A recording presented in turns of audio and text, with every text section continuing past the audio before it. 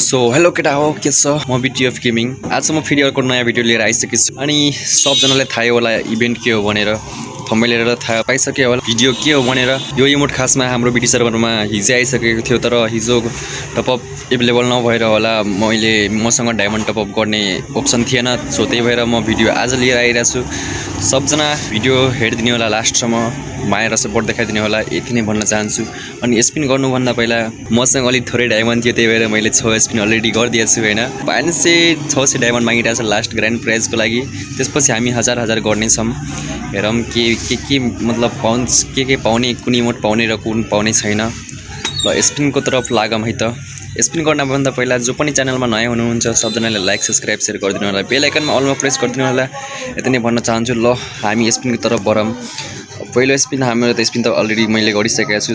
600 मा त एउटा ग्रान्ड प्राइज निस्किनु कुन इमोट निस्किन्छ त्यो थाहा भएर निस्किहालोस् राम्रो वाला ओइ केटा हो ओहो केटा हो अरे भाइ केटा हो यो इमोट मलाई धेरै मन परिरहेको थियो यही इमोट निस्किसक्यो मलाई यार केटा हो क्या लकी छु म हैन अब 1033 को स्पिन गर्नेछौँ अब त निस्किने केही निस्किहाल्छ होला 1 2 3 4 5 6 ओ लास्टमै पर्यो केटा हो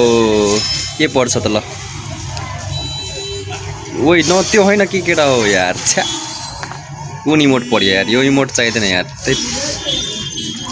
कुन इमोट परिसक्यो अब 1000 को गर्नेको स्पिन डायमन्ड कमी छ केही छैन हामी टपअप गरिहालौँ 200 ला हाम्रो एकाउन्टमा विकली मेम्बर पनि सिप भइसक्यो 1100 डायमन्ड पनि आइसक्यो हाम्रो एकाउन्टमा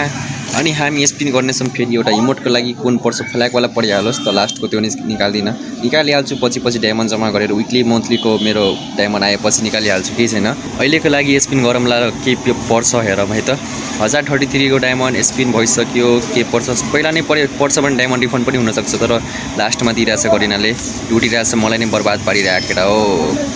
के पर्छ फ्ल्यागवाला इमोट ओहो भाइ कल्याप अनि ल केही छैन केटा हो लास्ट इमोट चाहिँ हामी पछि निकाल्नेछौँ धेरै खुसी लाग्यो तर लास्ट इमोट निस्केन अब डायमन्ड जम्मा भएपछि निकालिहाल्छु त्यही केही छैन आजको भिडियो यही थियो मेनली